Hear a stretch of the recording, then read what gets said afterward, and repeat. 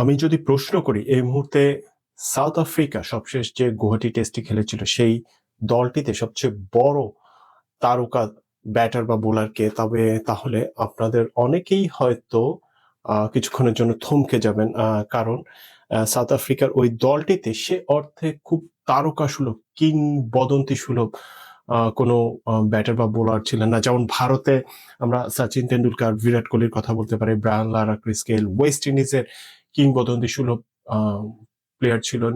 কিন্তু সাউথ আফ্রিকার এই দলটি আহ, সে অর্থে যারা খেলছেন তাদের সবার মান একই রকম। আমরা যদি ব্যাটিং সাইডটা দেখি, Aiden Markram, Tristan Stubbs, Ryan Rickelton, সব ব্যাটারের মান মোটামুটি একই রকম। বোলিং এ কাগিসো রাবাদা ছিলেন না, কিন্তু যেসব বোলাররা ছিলেন তাদের মানও যে খুব কিংবদন্তি সুলভ, খুব বড় তারকা সেরকম না। তারপরও সাউথ আফ্রিকা এই দলটি বেশ দাপটের সাথে গুয়াহাটি টেস্টে উইন করেছিল, এবং এই জয়ের পেছনে বিশ্লেষকদের একটা বড় অংশ যাকে কৃতিত্ব দিচ্ছেন তিনি টেম্বা বাভুমা। ইনফ্যাক্ট যদি সাংবাদিকেরা টেম্বা বাভুমার সেই নেতৃত্ব গুণ বিশ্লেষণ করতে যান, তাহলে তাদের কিছুটা নিরাশ হতে হবে। কারণ টেম্বা বাভুমার নেতৃত্ব গুণে বিশ্লেষণ করে খুব আহামরি বিশেষ কিছু আবিষ্কার করার সুযোগ নেই, কারণ তার নেতৃত্ব গুণ খুবই সহজ সরল। তার সাফল্যের রেসিপিটা খুবই স্ট্রেট ফরওয়ার্ড, সহজ সরল।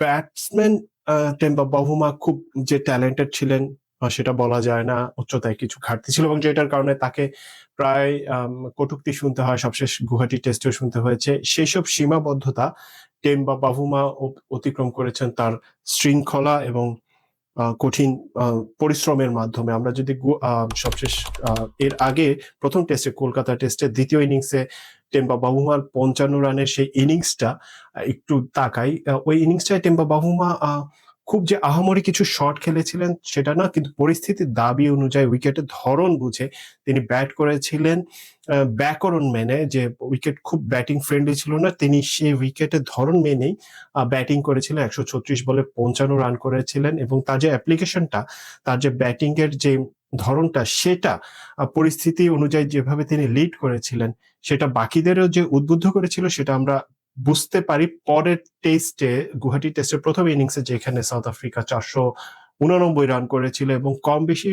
সবাই ভূমিকা রেখেছিলেন। এবং সবাই যে টেম্বা বাভুমার ওই 55 রানের ইনিংসটা সিরিজের একটা সর্ট অফ টার্নিং পয়েন্ট, যদি আমরা আহ, আহ, যদি আমরা ওইভাবে বিশ্লেষণ করে দেখি, যে ওটার পরই দেখা যায় যে সাউথ আফ্রিকান ব্যাটসম্যানরা তারা রিদমে চলে আসে, এবং সেই মনোভাবটা কাজে লাগিয়ে তারা সাকসেসফুল হয়।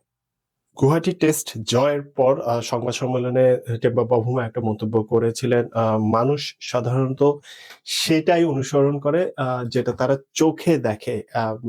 কানে শোনার চেয়ে চোখে দেখাটা বেশি কার্যকর হয়। Guys generally follow what they see, not necessarily what you tell them.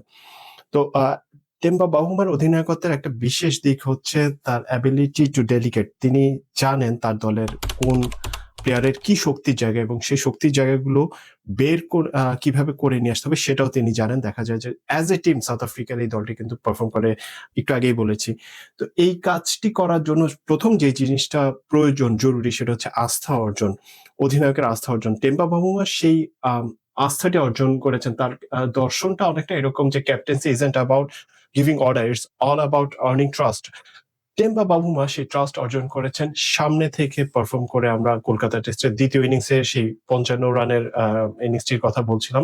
আমরা দেখেছি যে টেম্বা বাভুমা যখন লিডিং ফ্রম দ্য ফ্রন্ট, একটা সামনে থেকে লিড করছেন, তখন তার দলের প্লেয়াররাও সেভাবে অনুপ্রাণিত হচ্ছে। যখন দেখা যায় যে দেখছেন যে তার দলের ক্যাপ্টেন হার্ডওয়ার্ক করছেন, ফাঁকি দিচ্ছেন না অনুশীলনে, তখন দলের ক্রিকেটাররা তারাও অনুশীলন করছেন। এ বিষয়ে আরেকটা ট্রিকের কথা বলা যেতে পারে টেম্বা বাভুমার ব্যাটিং এর। ব্যাটার টেম্বা বাভুমা তিনি অধিনায়কত্ব সত্তা থেকে তার ব্যাটার সত্তাকে আলাদা রেখেছেন, এবং ব্যাটিং এর সময় তিনি এই কারণে একটা নির্ভর থাকতে পারেন। তিনি তখন অধিনায়ক হিসেবে ব্যাট করতে নামেন ব্যাটসম্যান, ব্যাটার টেম্বা বাভুমা হিসেবে। এবং এই নির্ভর থাকার কারণে তিনি যে একটা রেজাল্ট পান, সেটা আমরা তার পারফরমেন্সেই দেখতে পাই। সো শুরুতে প্রশ্ন করেছিলাম যে সাউথ আফ্রিকার এই দলটিতে সবচেয়ে বড় তারকা ব্যাটার বা বোলারকে। তো এই প্রশ্নটির আসলে জবাব হয় না, কারণ ফিলোসফিক্যালি প্রশ্নটিই ভুল। সাউথ আফ্রিকা, আমরা যদি টেম্বা বাভুমার অধিনায়কত্বের কথা বলি, টেম্বা বাভুমা, তিনি এক ধরনের দর্শনে বিশ্বাস করেন যেটা সর্ট অফ কালেকটিভিজম। তিনি দলগত প্রচেষ্টায় বিশ্বাস করেন। তিনি যেভাবে খেলেন, যেভাবে ভূমিকা রাখেন, সেটা দেখা যায় যে দল কি ডিমান্ড করে সেটা অনুযায়ী তিনি অ্যাক্ট করেন, পারফর্ম করেন।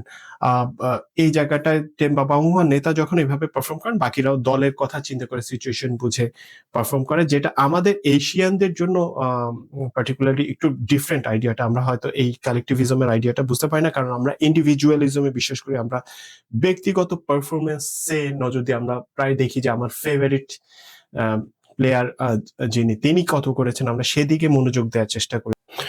টেম্বা বাভুমার এই দলে আমরা দেখেছি যে তিনি বেশ কজন প্লেয়ারকে এম্পাওয়ার করেছেন। আমরা এইডেন মার্করামের কথা বলতে পারি, কেশব মহারাজের কথা বলতে পারি, যারা ট্যাকটিক্যালি খুব সাউন্ড, এবং ডিসিশন মেকিং এ যদি কখনো কোনো ভুল হওয়ার সম্ভাবনা থাকে, তারা ইমিডিয়েটলি তারা সেটা ধরিয়ে দেয়, কারেক্ট করে দেয়। তো এইটার রেজাল্ট হিসেবে দেখা যায় যে সাউথ আফ্রিকান এই দলটি টেম্বা বাভুমার লিডারশিপে বা তার ডিসিশন মেকিং দেখা যায় যে 100%ই অ্যাকুরেট হয়, তার ভুল হওয়ার সুযোগ কম, খুবই ডিসিশন মেকিংটা খুবই ভালো হয়।